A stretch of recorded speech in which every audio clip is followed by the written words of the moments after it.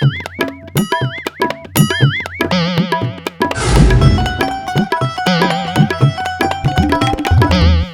आज हमारे साथ है हमारे देश के एक और महान नेताजी। आइए करते हैं उनसे कुछ बातचीत। नमस्कार सर। नमस्कार छोरी। सर, पॉलिटिक्स में होने के बावजूद भी आप क्रिकेट में ज्यादा इंटरेस्ट क्यों लेते हैं? और सीधी बात है भाई, आजकल क्रिकेट में पॉलिटिक्स से ज्यादा इंटरेस्ट मिलता है।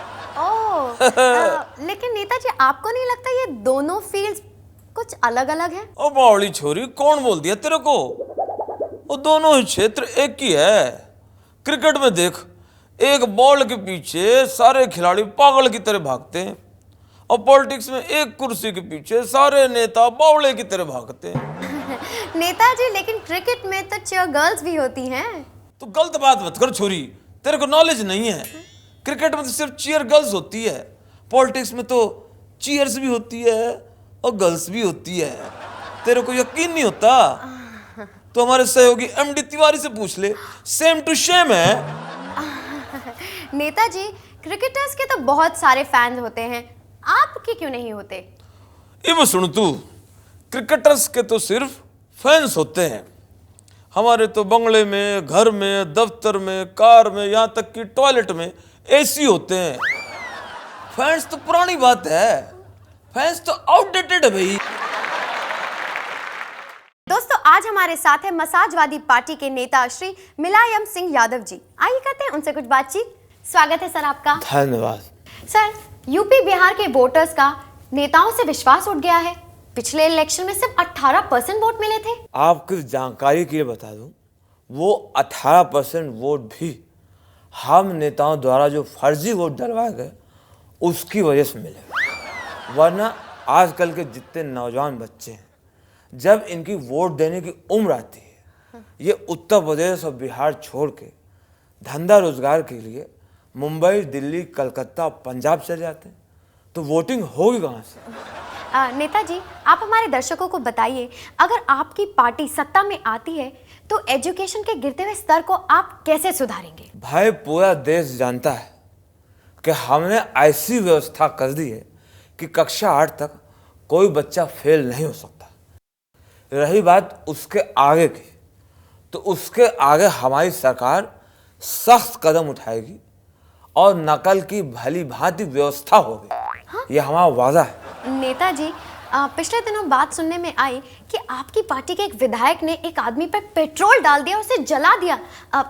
इसके बारे में आप क्या कहेंगे? हमें भी बहुत गुस्सा आया। हमने उनको बुला के स्वयं फटकार लगाई।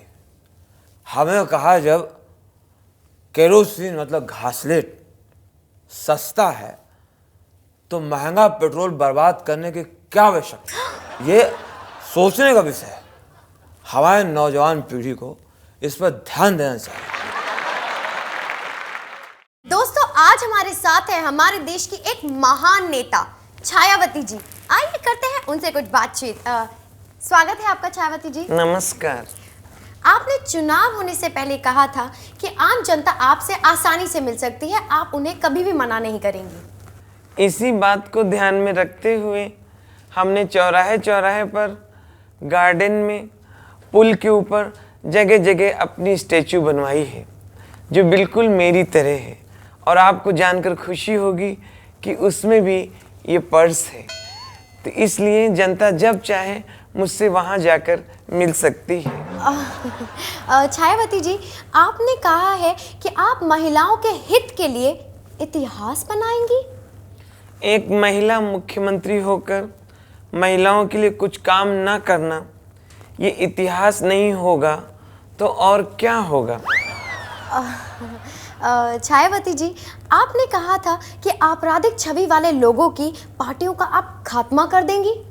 बिल्कुल।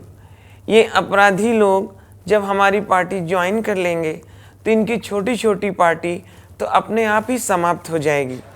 मैं ज़बान की पक्की हूँ, मैं वादे की पक्की हूँ। आज हमारे साथ है हमारे देश के एक और महान नेताजी। आइए करते हैं उनसे कुछ बातचीत। स्वागत है आपका। हाँ, मेरा भी आपको है। नेताजी, आजकल सड़क पर हर 10 मीटर पर एक गड्ढा है और आप कहते हैं सब ठीक है। भाई, आप गलत समझ रही हैं। वो गति अवरोधक यानी कि स्पीड ब्रेकर्स हैं। बस जरा डिजाइन उल्टा हो गया। नेताजी, गड्ढे इतने बड़े हो गए हैं कि वो गड्ढे नहीं दिखते, वो स्विमिंग पूल लगते हैं। भाई क्या है कि पहले हमने समंदर को काट के सड़क बनाई, आजकल हम सड़क को काट के समंदर बना रहे हैं। बस सिर्फ इतना है, ये सब मुंबई की भलाई के लिए है। लेकिन नेताजी, मुंबई की इसमें कैसे भलाई हो सकती है? भाई मुंबई को हम शंघाई नहीं पर वेनिस तो बना ही सकते हैं ना। इसका मतलब है कि पूरी जनता परेशान होती रहे और आप अपनी मनमानी करते रहे। नहीं नहीं, कैसी बातें कर रही हैं? इससे तो लोगों की भलाई होगी, हजारों लोगों को रोजगार मिलेगा। वो कैसे? भाई अगर इतने बड़े बड़े खड्डे हैं तो लोग एक कोने से दूसरे कोने तक जाएंगे कैसे? तो उसमें हम नाव की व्यवस्था करेंगे, हजारों लोग नाव चलाएंगे, उनको रोजगार मिलेगा, कितना मजा आएगा। आवाजें आएंगी, आइए 10 रुपए 10 रुपए, आइए 10 रुपए 10 रुपए अंधेरी, आइए 5 रुपए दादर। भाई इससे टूरिज्म को बढ़ावा मिलेगा। जितने फॉरेनर हैं, अंग्रेज हैं, मुंबई आया करेंगे, सबको यहाँ फोटो खींचेंगे नाव में चढ़ते हुए उतरते हुए, फिर यहाँ से लौट के जाके फिल्म बनाएंगे, स्लम नाउ मिलेनियर है। दोस्तों, आज हमारे साथ है हमारे देश के aviation minister mister Vipul Patel. आइए करते हैं उनसे कुछ बातचीत। Welcome to our show sir. नमस्कार सर, हमने सुना है कि आपने एयरपोर्ट मैनेजर को काम से निकाल दिया है। उस बेवकूफ से मैंने एयरपोर्ट की सुरक्षा के बारे में पूछा तो कहने लगा कि हमारी सिक्योरिटी 24 आवर्स टाइट रहती है। अब बताइए, लोगों की सुरक्षा के लिए शराबी रखे हुए? नहीं सर, मगर वो मैनेजर तो रूल्स और सिक्योरिटी में बहुत अच्छे हैं। आपने ऐसा क्यों किया? जहां तक मैं समझता हूं वो एक नंबर के डफर हैं। कहते हैं एयरपोर्ट पे फोटो खींचना मना है और खुद ही एयरपोर्ट पे जगह जगह कैमरे लगा रखे हैं। ये नहीं चलेगा। इसका मतलब है आप ये कहना चाहते हैं कि एयरपोर्ट स्टाफ इनएफिशिएंट है, बदतमीज है? बिल्कुल, जहां तक मैं समझता हूं एक नंबर का नालायक है। मैंने सुपरवाइजर से कहा आपको पैसेंजर्स की परेशानी उठानी चाहिए। वो बेवकूफ एक पैसेंजर की वाइफ को उठा के रनवे की तरफ भाग रहा था। ऐसा नहीं चलेगा। दोस्तों, आज हमारे साथ है हमारे देश के नेता पलटू जी। आइए करते हैं उनसे कुछ बातचीत। स्वागत है आपका सर। राम राम मंडली। सर, इलेक्शन के बाद चुनाव घोषणा पत्र की जांच के लिए कमेटी क्यों बिठाई गई?